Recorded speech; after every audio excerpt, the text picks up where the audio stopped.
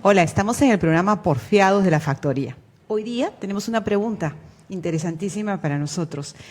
¿Por qué el interés de los peruanos por el mundo de la farándula?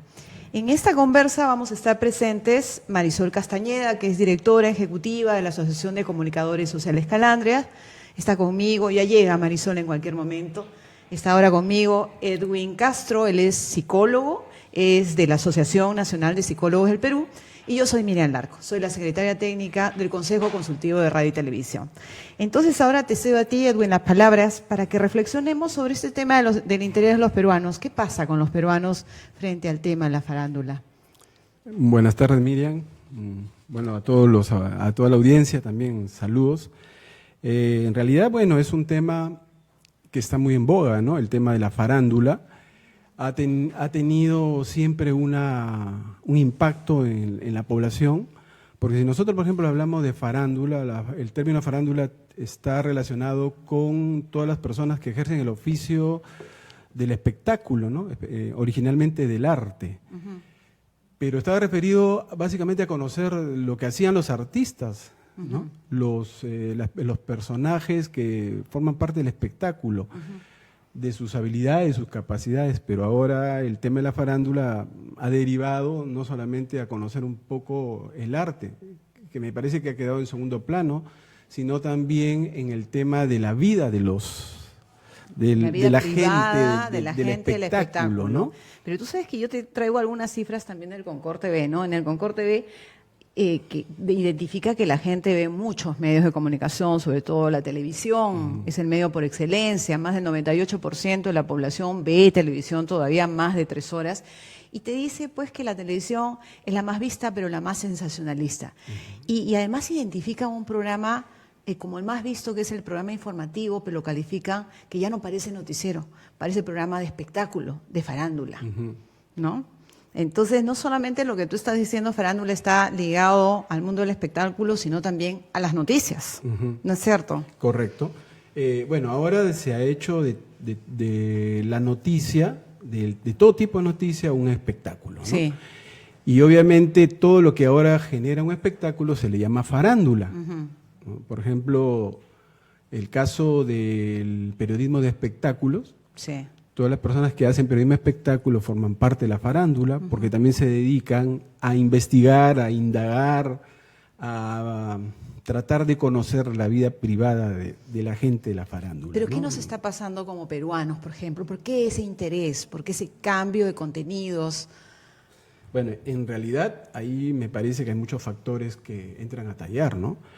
Por ejemplo, si nosotros lo vemos desde el punto de vista psicológico, yo como psicólogo tendría que dar esa particular opinión, veo que la gente también se deja influenciar mucho por el tema mediático, porque es una característica obviamente del ser humano, ¿no? O sea, ¿nos están dando lo que verdaderamente queremos? Es porque todo el mundo dice, tienes el control remoto. Pero esa es una gran pregunta, ¿no? O sea, ¿qué es lo que quiere la gente? ¿No? ¿Qué es lo que le gusta a la gente? ¿Qué le gusta al peruano? No necesariamente lo que le gusta al peruano es lo mejor, ¿no?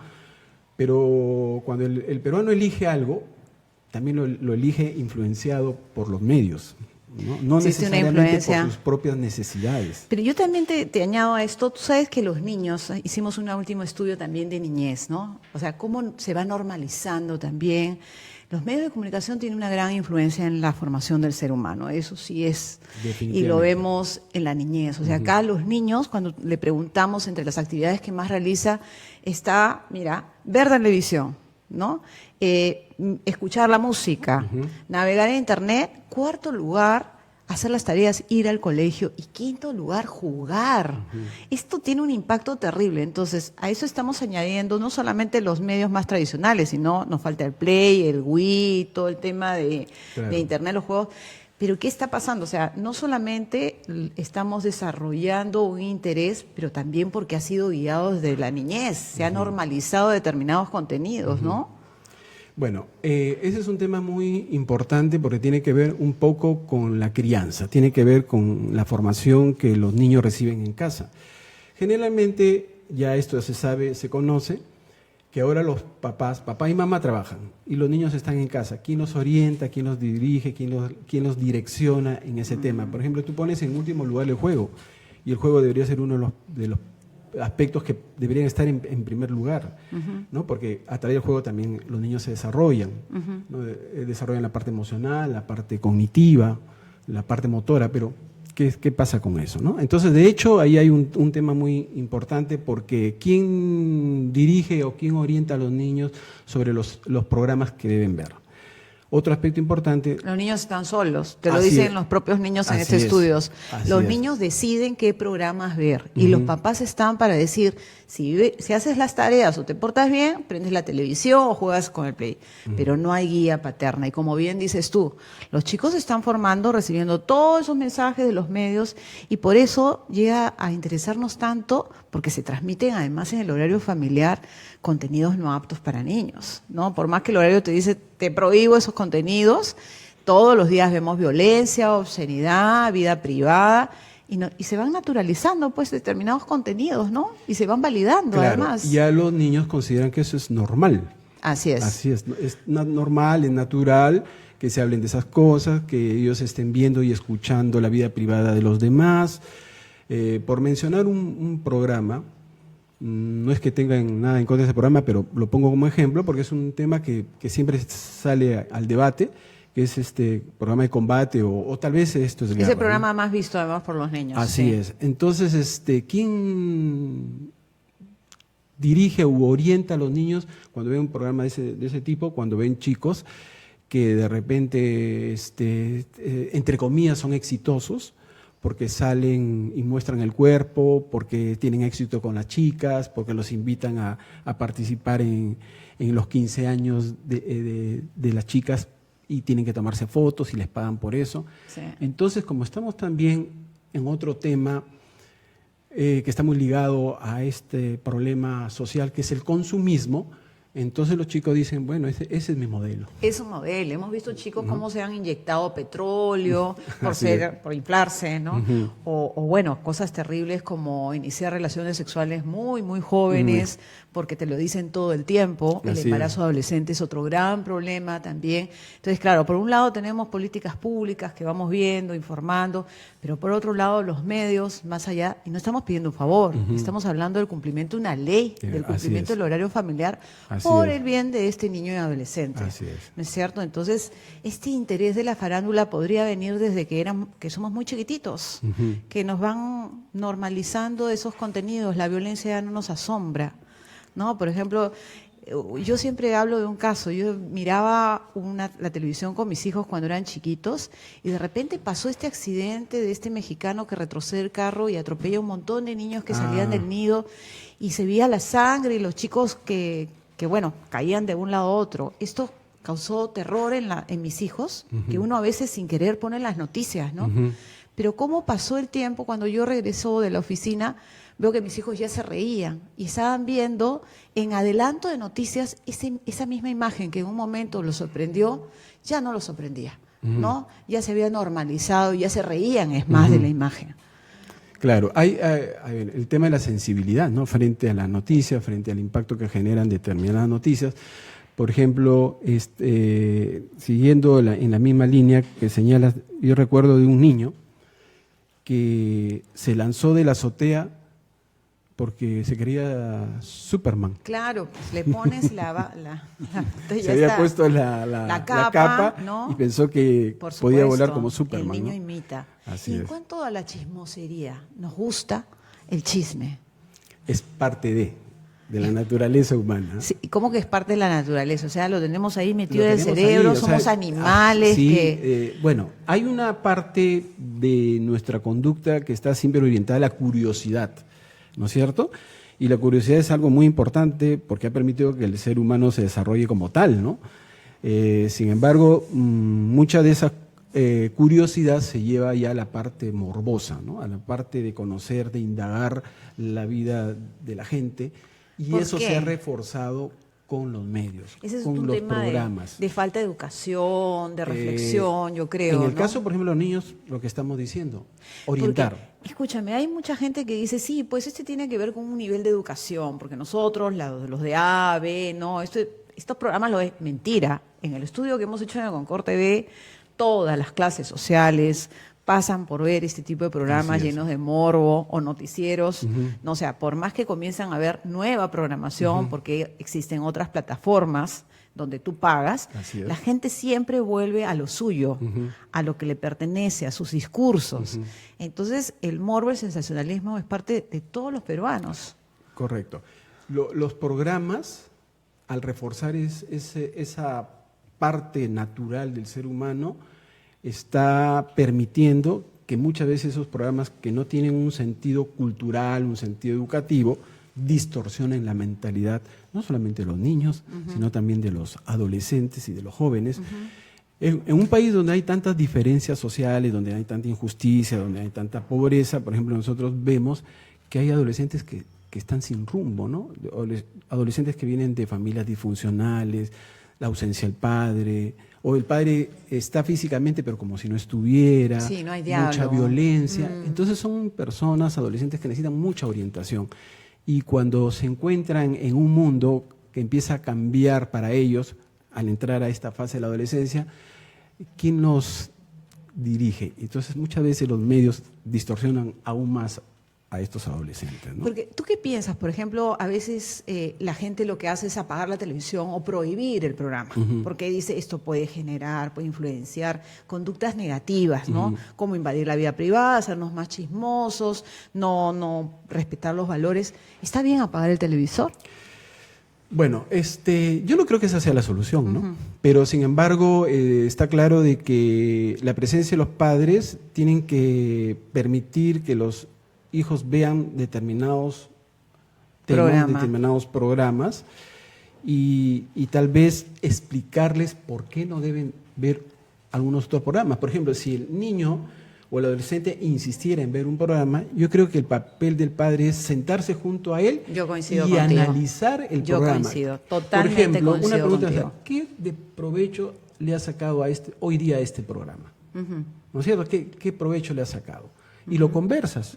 Entonces yo creo que el adolescente puede tener una idea más clara del beneficio o no que obtiene ese programa, ¿no? Porque además lo prohibido llama más la atención, llama ¿cierto? más la atención, ¿no? correcto, ¿no? Por eso te decía, en la curiosidad, en el morbo, que es parte de la naturaleza humana, es explotado mucho por estos medios y fundamentalmente por algunos programas que, por ejemplo, los programas de Laura Bozzo, ¿no? Que explotaban el morbo de la gente, ¿no? Claro. Y eran programas con altísimo rating, ¿no? El tema pues de los chicos y la ausencia de los adultos que crían, porque no solamente estamos hablando de papá, mamá, estamos hablando de todo el adulto que acompaña a los chicos frente a los medios de comunicación. Ya no vemos chicos en la calle que juegan. Que juegan en los parques, que juegan en las calles. ¿Qué está pasando? O sea, ¿te has dado cuenta? Yo paseo a veces por los parques. Es más, señores, que tienen estos grandes parques, han habido veces que han dicho, cuidado que los chicos no pisen el parque porque se malogran las flores. Oye, en nuestra época el jugar era tan importante, Así es. ¿no? Y eso se lo estamos perdiendo por Correcto. estar rodeado de los medios. Yo no culpo a los medios son importantes. Pero también es cierto que esta historia puede cambiar porque existe un adulto que acompaña también el crecimiento de los chicos. Así es. Y un adulto que reflexiona también, oye, sobre determinados contenidos. ¿Cómo puede ser que yo, mamá, y eso te lo dicen también los estudios, los chicos se sientan junto a los papás a ver programas familiares? Entonces los papás dicen, uy, nosotros vemos televisión con nuestros chicos.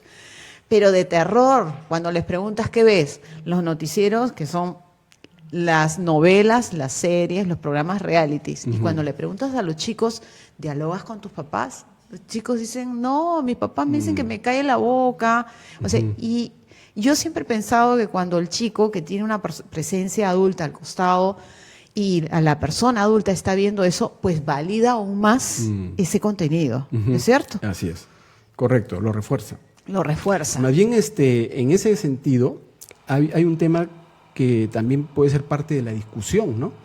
Cuando los padres, por ejemplo, objetan o llaman la atención a sus hijos de los programas que están viendo.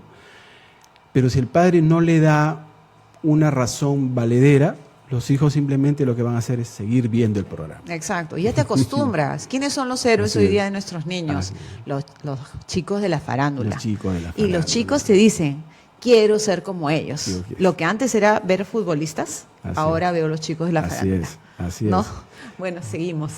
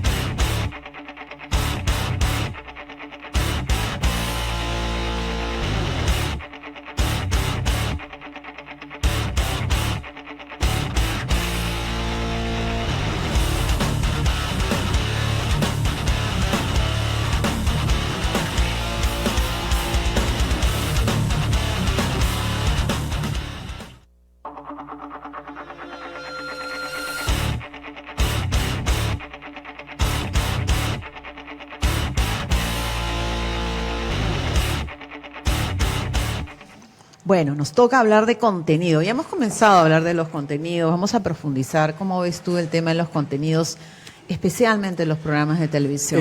Yo esta parte podría empezar con hacer una pregunta, ¿no? Por ejemplo, si a la gente se le debe informar o no se le debe informar, ¿no? Ya. El principio es que a la gente se le debe Sí, informar, claro. ¿no?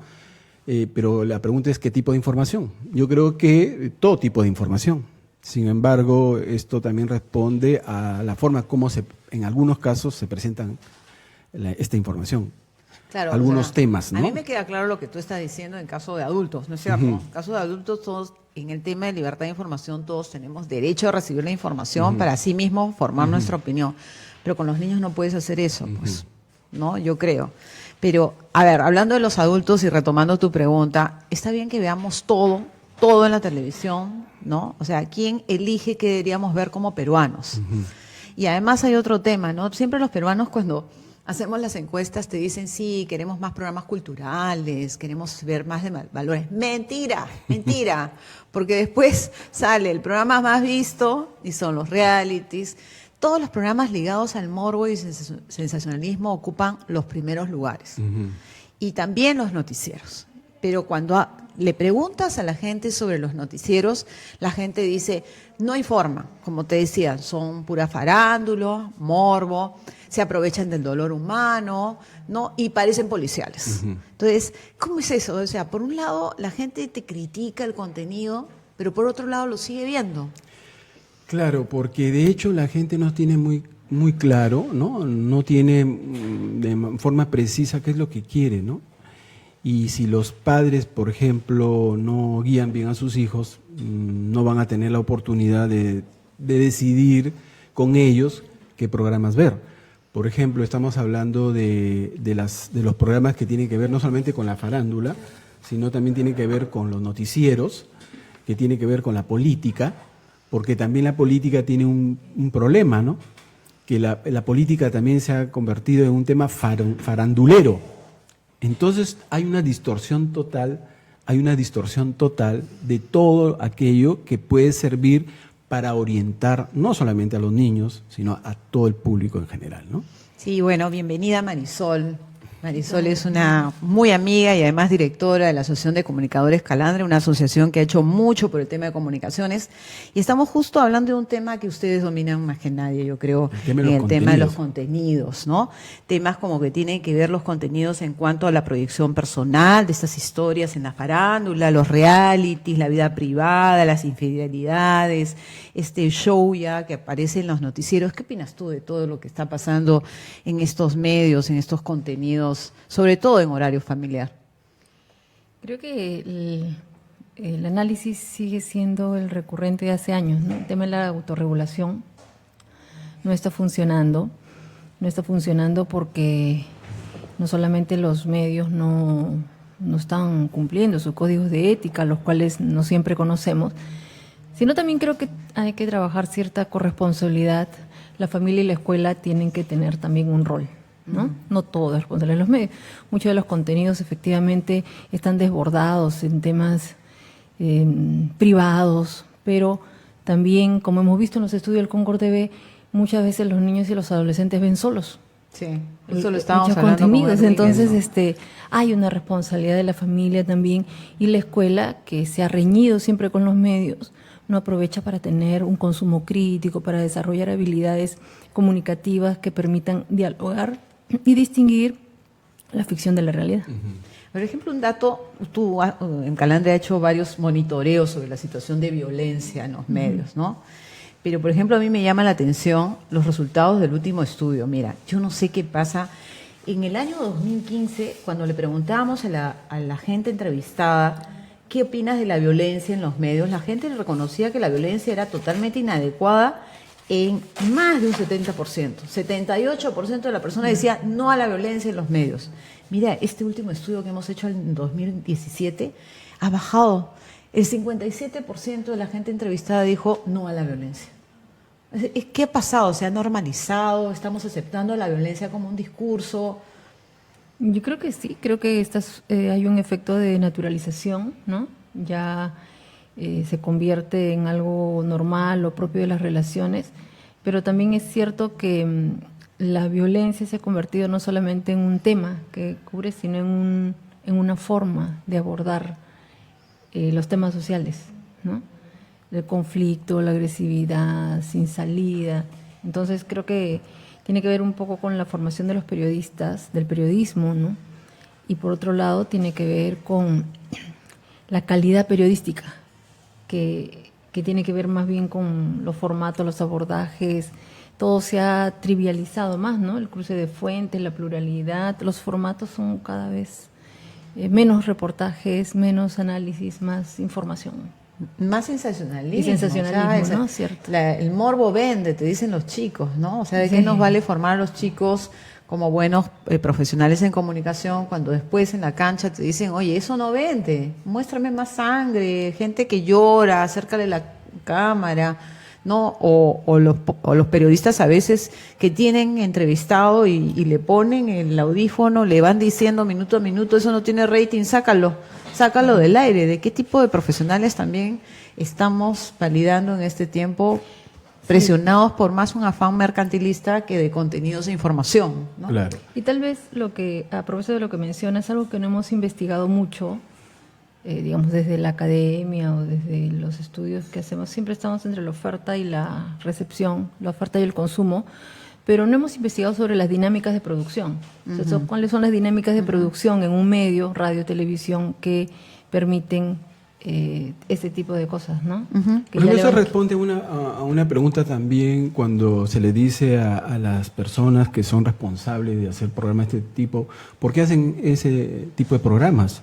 Y ellos responden, porque eso le gusta a la gente. ¿No? Entonces, ¿hacia dónde se orienta realmente el gusto de la gente? Hacia ver programas de esa naturaleza.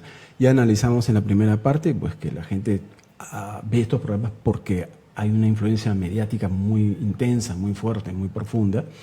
Y eso hace pues que la gente, cuando no tiene muy claro lo que quiere y está desorientada, especialmente los niños, terminen viendo esos programas y se identifiquen tanto con esos programas que, como ustedes han señalado, eso empieza a hacerse algo natural, ¿no? Creo que también tiene que ver con los referentes. Siempre hemos compartido, yo recuerdo los primeros estudios que hacíamos tanto en el Concord TV como en Calandria. Hay una diferencia entre el análisis, la opinión que tienen aquellos públicos que tienen cable con los que no tienen cable, ¿no? Los que tienen cable y tienen la posibilidad de comparar televisión nacional con otros programas tienen una mirada más crítica que los que solamente consumen televisión nacional. ¿Por qué? Porque el gusto también se conforma, ¿no? O sea, el gusto, lo que te parece bueno o malo, tiene que ver también con tus referentes, con la oferta que recibes. Y si la televisión nacional tiene casi la misma tendencia, no vas a comparar, pero en el cable sí es posible comparar otro tipo de cosas, ¿no? Entonces, hay creo un que amplio espectro, ¿no? hay- O sea, eso, claro, y entonces, diferentes programas, ¿qué diferentes cosa es lo que naturaleza. podríamos hacer aquí en nuestro país? Algo que se hace poco, ¿no? Es identificar las buenas prácticas. Porque casi siempre decimos esto es malo, pero las buenas prácticas te plantean los estándares. Claro, yo estoy de acuerdo, bueno, hay que reconocer lo bueno, pero también hay ley que cumplir. O sea, estamos hablando de hace más de 10 años con una ley de radio y televisión. Y los medios de comunicación y los periodistas no nos están haciendo un favor. Tienen que cumplir con lo que establece la ley, ¿no? Y el primer artículo, pues, la dignidad del ser humano, el ejercicio adecuado de la libertad de información, respetar la privacidad, el honor, la buena reputación. Son cosas que todos los peruanos tenemos que hacer y los medios no deben exonerarse de estas obligaciones. Y además un código de ética, porque de acuerdo a ley todos los medios deben tener su código de ética, donde nos dan a nosotros como audiencia mecanismos de queja. Cualquier ciudadano puede quejarse ante la mala programación. Pero esto no se cumple, o sea, ahí ¿Qué el pasa? Ministerio de Transportes y Comunicaciones Por la todavía autorregulación, sigue ¿no? siendo un Ministerio de Transportes, Ah, no de No de comunicaciones. comunicación. Exacto. Así es. Sí, bueno, la propia ley tampoco ayuda, ¿no? Necesitamos fortalecer la autorregulación, que yo sí creo que cada persona debería reconocerse como un sujeto activo, responsable, que debe contribuir a esta sociedad, pero no funciona la autorregulación en los medios. ¿Qué está pasando? O sea, son un grupo, podemos reconocer un grupo de medios reunidos bajo la Sociedad Nacional de Radio y Televisión, pero este grupo son 16 medios frente a los 6.000 que existen. ¿Qué pasa con los otros medios? Y bien dices tú, o sea, la autorregulación hay un poco, pero el Estado es el órgano encargado de supervisar estos contenidos que son tan importantes para la formación del ser humano, ¿no? Pero también me parece lo que el Concord TV planteaba en algún momento y no ha sido todavía parte de la agenda. Como no se centralizan las quejas y denuncias, en realidad no tienes una Es data, cierto. ¿no? Cuando nosotros hicimos un estudio sobre el tema de medios y discriminación, efectivamente la Sociedad Nacional de Radio y Televisión tiene una data que va pero de 2 a 3 años. La ley efectivamente tiene 14, creo, ¿no? Sí. Y la sociedad que, digamos, tiene una cierta estructura, cumple en el marco de determinados procedimientos, pero estamos hablando de más de 6.000 medios en el país y no sabemos si ahí cómo ha evolucionado el tema de la ¿Quiénes quejan, denuncia, no? quiénes se quejan, a dónde. ¿Por qué? Porque como van al ministerio o van al medio o van Pero a la la pregunta sociedad, es, ¿hay respuesta a esas quejas, a esas denuncias? no Es se lo que puede, no sabemos. no se puede hacer un seguimiento No se porque no sabe, está centralizado. Claro, porque si bien existe un procedimiento de queja, por ejemplo, tú ves un programa no apto para chicos, en horario familiar, sexo, violencia, obscenidad. ¿Qué hago?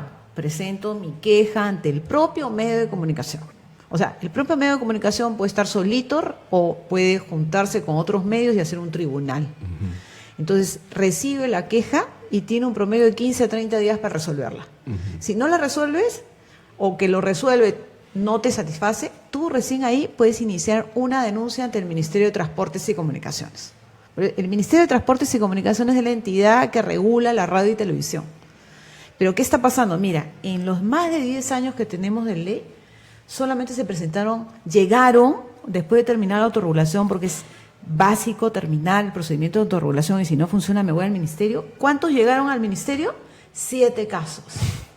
En más de 10, parece increíble, o sea, la marcha contra la televisión basura, ¿cuántos miles de personas a nivel nacional reunió? O sea, la gente estaba diciendo basta de estos contenidos no adecuados. Y bueno, por un lado no sabemos nuestros derechos, no Pero hay un sabemos tema cómo que quejarnos, Miren ¿no? planteaba en esta primera parte cuando hablabas de las personas que les preguntaban de los programas, decían no hay que ver esos programas hay que cambiarlos, apostemos por los programas culturales, educativos, pero la gente sigue viendo esos programas. Claro, por ejemplo, todo el mundo dice Canal 7. Canal 7 tiene una muy Así buen es. contenido, pero ¿cuánta gente ve Canal 7? Según nuestro resultado, el 9% de los entrevistados, que es una cifra importantísima, hicimos una encuesta a más de 10.000 personas en 20 ciudades, 9% decía que veía Canal 7. Entonces, te imaginas, además, con esta propuesta de publicidad estatal, pues el 9% de la población recién va a enterarse qué pasa con el Estado. Entonces, es la contradicción permanente que tenemos como peruanos, ¿no? Queremos una mejor programación, pero no sabemos que queremos quejarnos y seguimos viendo el morbo y disfrutamos sobre el morbo, ¿no? Y hay una cosa que yo quería preguntarte. Hay muchos textos de psicología que dicen, bueno, el ser humano es animal en esencia y hay una parte del cerebro que si no se desarrolla en base a lectura, formación, pues se queda con necesidades muy básicas. ¿Es cierto esto? Con el cerebro reptiliano. ¿Es eso? ¿Es eso cierto? Pero Debe haber un bueno, obviamente entrenamiento. el cerebro hay que cultivarlo, ¿no? Hay que cultivarlo, hay que darle y hay que nutrirlo, ¿no? Definitivamente. Pero también la neurociencia ha encontrado en estudios algunas funciones del cerebro que antes no se conocían, ¿no? Por ejemplo, el tema de las neuronas en espejo. Entonces, las neuronas en espejo, como su mismo nombre lo dice, replican lo que ven, Ajá. ¿no es cierto? Entonces ahí está el papel de los medios, está el papel de la familia, está el papel de la escuela, que los niños repliquen cosas, pero positivas, cosas buenas, ¿no? Cosas que realmente los hagan a ellos personas de bien, ¿no? Entonces, eso. Y eso tiene un fundamento también en algunos trabajos, en algunos estudios hechos por un famoso psicólogo, Alberto Bandura, que desarrolló su famoso modelo, o el aprendizaje por modelo. ¿No? Decía que los niños aprendían por imitación, ¿no? Aprendizaje vicario. Entonces aprendían imitando, y obviamente demostró que los niños que ven televisión con, digamos, con contenidos violentos se vuelven violentos, ¿no? Entonces él llegó a la conclusión de que los niños se volvían violentos por aprendizaje, ¿no? Entonces eso hay que canalizarlo, pues. Eso hay que canalizarlo. Mire, sabiéndose eso hace tanto tiempo, conociéndose todo eso, ¿por qué no se ha hecho nada al respecto, ¿no?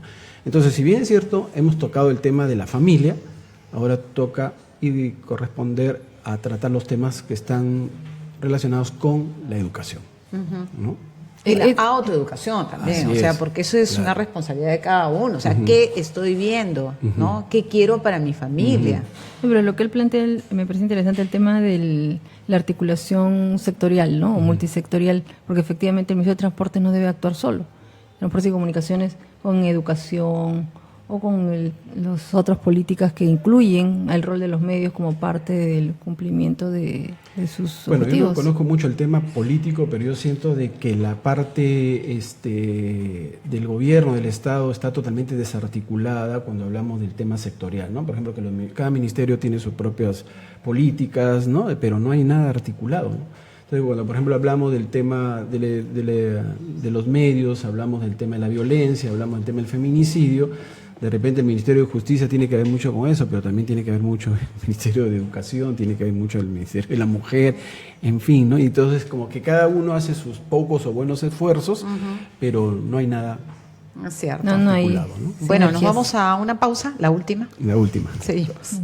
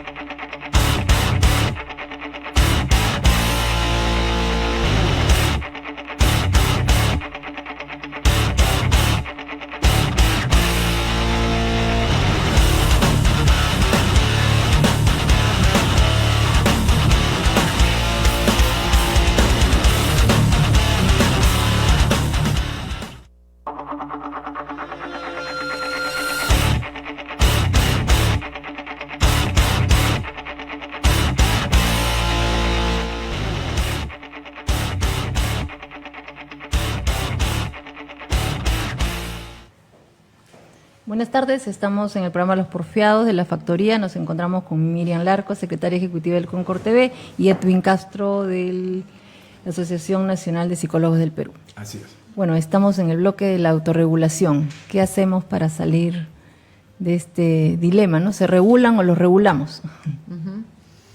Bueno, este tema de la autorregulación, para comenzar, la autorregulación, ¿qué es, no? Es un reconocimiento a un ser humano capaz de asumir compromisos y responsabilidades. Y otra cosa yo creo importante es que los medios no deben ser vistos como entidades abstractas. Los medios son personas formadas, la mayoría, y con compromisos tanto éticos como legales. En base a eso, la autorregulación lo que dice es, ya, pues, ustedes asuman, tomando como punto de partida la ley, obligaciones por el bien de la sociedad. Eso es lo que se busca a través de la autorregulación. Se está cumpliendo, como veíamos en el segmento anterior, bueno, yo creo que hay pequeñas muestras, porque a lo que hemos tenido de televisión hace más de 10 años atrás, que era un caos, una Laura Bozzo, como tú decías, una Magali Medina sin límites, unos noticieros que desinformaban, ¿no? Creo que hemos dado pequeños pasos importantes.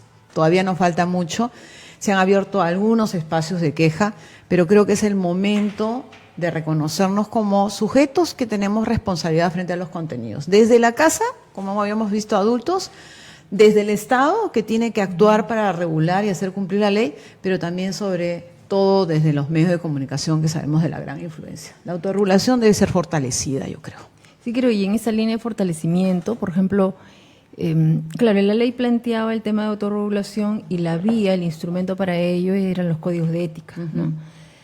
Yo personalmente creo que tal vez otro mecanismo, como los defensores, ¿no? Bueno. Del oyente, el televidente, hubiese sido una alternativa y todavía es una alternativa que compromete más al medio, ¿no? Sí. Porque significa que el medio, radio, televisión, tenga un espacio, 5 o 10 minutos, dependiendo, que pueda relacionarse directamente con el oyente, televidente, recoger sus quejas, sus denuncias, pero también educarlo, ¿no? Y en esa relación tal vez pueda haber más compromiso, porque creo que el problema es que el mecanismo de autorregulación que existe, que los códigos de ética, no es vinculante, no llega a ser vinculante, y solamente cuando hay mucha presión, como fue la marcha.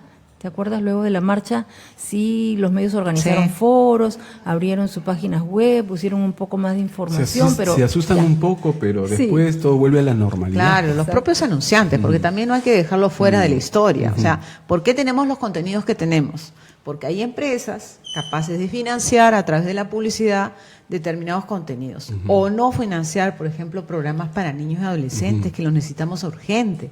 Si estamos viendo, también es autorregularse. Autorregularse no solamente es escribir códigos, sino es también decir, bueno, ¿qué puedo hacer por una buena programación? Acá está mi responsabilidad social, que no solamente me tomaré la foto en Navidad dando desayunos. No, acá mi responsabilidad social es hacer programas para los niños y adolescentes que no tienen, o chicos preescolares, como lo vemos en otros programas, que acá en el Perú los chicos no tienen esos contenidos. La autorregulación, yo sí creo que falta fortalecer, coincido con Marisol, el tema de la necesidad de una persona que esté presente en cada medio, pero también yo creo que es bien difícil y es hasta perverso cómo el sistema de autorregulación funciona en nuestro caso. Por ejemplo, si tú ves un programa de televisión, tú con toda la asociación de psicólogos que manejas y todo, ¿te provoca denunciar? Por supuesto que provoca ¿Y por qué denunciar. nunca has denunciado? Bueno, obviamente porque vamos a pensar de que no va a ocurrir nada, ¿no? ¿No? Ese es que un si pensamiento denunciamos, ¿para qué? negativo. Vamos a perder tiempo, Eso ¿no? pasa en todos. O sea, realmente ese pensamiento lo tenemos todos los instrumentos, pero el pensamiento, por ejemplo, asociaciones como la tuya, podrían presentar una denuncia.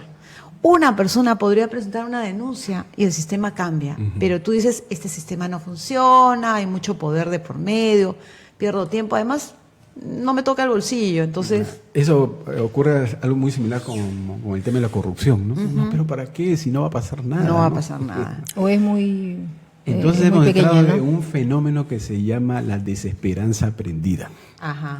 ¿No? Es un fenómeno psicológico que la gente está tan bombardeada de cosas tan negativas que en algunos casos hace esfuerzos por tratar de salir del tema, del problema, pero esos esfuerzos finalmente terminan truncos. La gente se frustra y termina diciendo, aquí no pasa nada. Y sí pasa, porque mira con la marcha y la gente, por ejemplo, una de las preguntas de José Guerrero, o comentario, dice, es lo único que ponen en la televisión abierta en horarios estelares. Ya pues, pero si no estamos de acuerdo con esto, quejémonos. No seamos personas pasivas y seguir viendo y recibiendo. La marcha sí generó, como dice Marisol, cambios. Y si nosotros protestáramos, llamáramos por teléfono, presentáramos quejas, yo creo que mejoraría la programación. Y eso fue importante porque en realidad uno ve a veces que la gente sale a marchar por muchas cosas, ¿no? Por el agua, por el empleo, por muchos temas, pero es la primera vez en muchos años, o creo que es la primera marcha que se salió a marchar por comunicación. Eso implica que, digamos, hay una demanda o hay una conceptualización que hay un derecho de comunicación. Pero Entonces, después, eso fue pero importante. acuérdate que Calandria fue el motor para presentar el proyecto de ley de radio y televisión estatal. Ese es un reconocimiento que nosotros deberíamos dar, sobre todo a Rosa María Alfaro, que fue el motor de la veeduría ciudadana. Esa fue la primera vez que los peruanos, además ustedes lo hicieron maravilloso, porque tú sabes que se armaron caravanas ciudadanas en todo el Perú y se reunieron firmas para presentar un proyecto de ley, porque los congresistas se morían de miedo y no querían presentar, y el Estado tampoco quería presentar una ley. Entonces, esta ley de radio y televisión que nos costó tanto, ¿no? Ahora está olvidada. Eso nos pasa también, ¿no? O sea, comenzamos la lucha y todo, y después lo dejamos. A ver. Pero también tiene que ver con, yo recuerdo mucho en el debate de la ley de radio y televisión cuando recién se empezaba, recuerda que salió un anuncio un anuncio donde diciendo que solamente las autoridades y los medios eran los que debían debatir, porque entonces los ciudadanos no teníamos por qué debatir, ¿no? Y lo mismo sucede con esta ley de publicidad estatal, entre las autoridades, entre los congresistas y los medios, ahí se está discutiendo. No, o sea, leyes de comunicación tendrían que involucrar comunicación con los ciudadanos, obviamente, debería ser parte del debate, ¿no? Claro. Obviamente, eso es importante. Entonces, Entonces, ¿dónde debería estar el control? Porque es un control de los medios en cuanto, no me estoy refiriendo a intervención ni a censura, me refiero como cualquier entidad que frente a una ley debe controlar. Ahorita el Ministerio de Transportes y Comunicaciones puede controlar los fierros, como se dice, ¿no? La potencia, la antena. Pero el tema de los contenidos, ¿dónde debería estar? ¿En el Ministerio de Educación? ¿En el Ministerio de Cultura? Mira, tú también has dado la respuesta a eso, en el sentido de que cada entidad, cada institución, cada grupo debe tener un control y una responsabilidad social frente a eso, ¿no es cierto? Por ejemplo, el papel de la familia, el papel de la escuela, el papel del Estado, ¿no? El papel de las instituciones, de las ONG, todo, ¿no? Todo en conjunto. No hay otra forma, ¿no? Si no, esto siempre va a caer en saco roto, ¿no? Por ejemplo, cada vez que hay un terremoto, por ejemplo en el Perú, al día siguiente los medios hablan de los terremotos, que hay que prevenir, pasó el impacto y después todo vuelve a la normalidad. Así es. ¿No?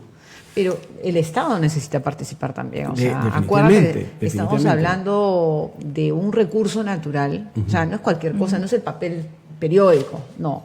Es un recurso natural muy escaso que unos pocos pueden manejar bajo un concurso público, ¿no?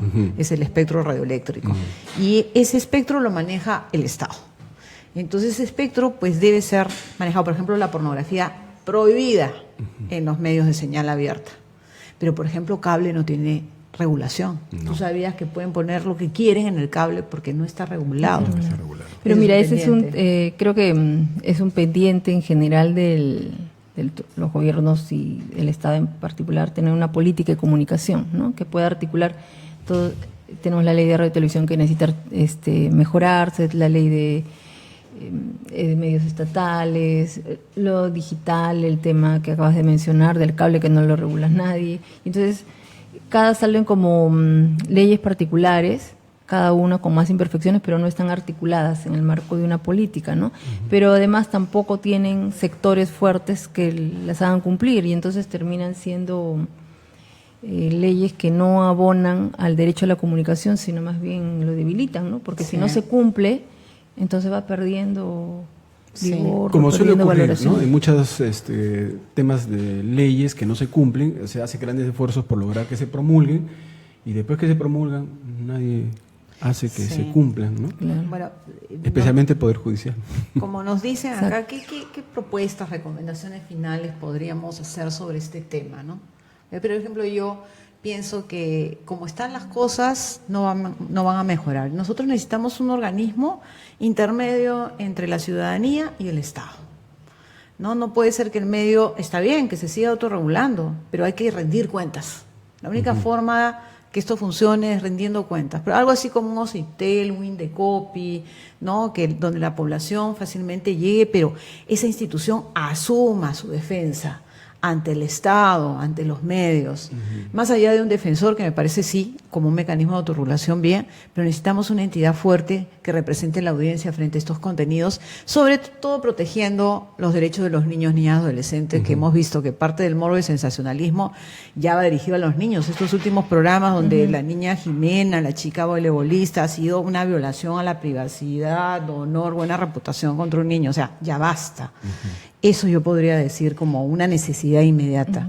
Sí, yo creo que también es el tema yo creo por un lado el fortalecimiento del Concord TV. Esa es una alternativa. Siempre se planteó la necesidad que tenga que tener autonomía, independencia. Esa debería ser una batalla que deberíamos librar, ¿no? La sociedad civil. El otro tema tiene que ver con un comité más multisectorial, porque el tema de los medios no tiene que ver solamente con la comunicación en sí misma, ¿no? Sino y su vinculación con los temas sociales, salud, educación, discriminación. Me parece súper interesante, por ejemplo, hoy día el Ministerio de Cultura sí ha puesto en su alerta del racismo, ya no solamente tiene en las escuelas, los espacios públicos, sino en los medios. Entonces se ha hecho cargo en el campo que le toca en la relación con los medios. En los demás casos también debería ser así, educación, ¿no? Educación y todos los demás que le toquen.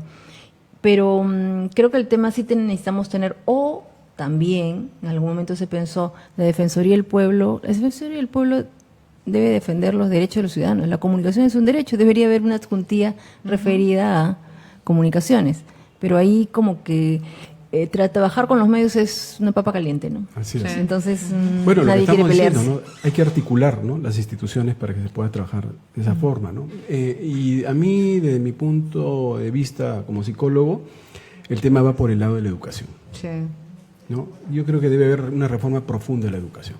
En el Perú hace muchos años no hay una reforma profunda de la educación y tiene que ver con los cambios de los contenidos curriculares, tiene que ver con muchas de esas cosas, ¿no? Tiene que ver con un acercamiento también al tema de la familia, cosas que obviamente hoy día no se están dando. Por ejemplo, acá hay una pregunta de Roberto Espinosa que dice, ahí lo tiene, tenemos jardines de adorno, no parques donde jugar, las ciudades son hostiles para salir, generar comunidad, ahora es muy difícil lograr divertirse afuera y eso es una mala educación que se replica, ¿no? Sí. Bueno, y creo que también ahora viendo el tema político, cómo los medios, cómo pedimos una programación que pueda reflejar de manera más integral el país, ¿no? Uno ve ahora los noticieros, todo es política, todo es malo, todo es desesperanza. Pero toda mala política. Y toda la mala política, y uno dice, a veces como madre de familia, ¿no? Qué bueno que el Perú no es todo eso que vemos. Pero dónde lo vemos, no sé. Así es. Entonces creo que tenemos que abogar por la programación, por la formación, por el derecho a la comunicación, porque eso es democracia también. Claro. El papel de los padres es fundamental en ese caso, ¿no? Sí. Bueno, un gusto estar acá y nos despedimos. Sí, Gracias. gracias.